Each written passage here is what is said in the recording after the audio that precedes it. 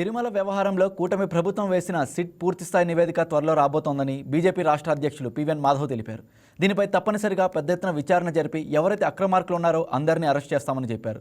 మరోసారి ఇలాంటివి పునరావృతం కాకుండా కట్టుదిట్టమైన చర్యలు తీసుకుంటామని వెల్లడించారు. పవిత్రతకు భంగం కలిగించే ఎలాంటి చర్యలను కూడా ఉపేక్షించేది లేదని మాధవ్ హెచ్చరించారు.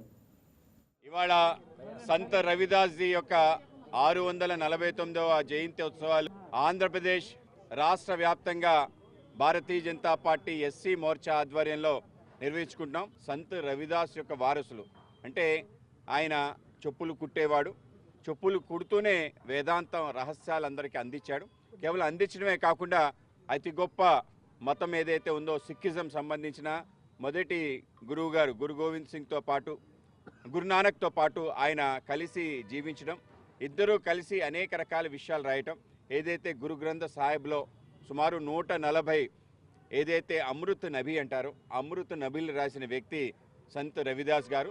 చెప్పులు కుట్టుకుంటూ ఒకరోజు వాళ్ళ గురువు గారు అతన్ని కోపంతో కొట్టడం, తను పక్కకు వచ్చి ఆ చెప్పులు కుట్టుకుంటూనే అనేక రకాల వేదాంత రహస్యాలు చెప్పడం, వారణాసి క్షేత్రంలో ఆయన యొక్క దేవాలయం ఉండటం, ఆ యొక్క దేవాలయం ఆధ్వర్యంలో ఆయన ఏవైతే Please subscribe to YK TV Network. Please subscribe to YK TV. Please watch YK News. Don't forget to subscribe YK News channel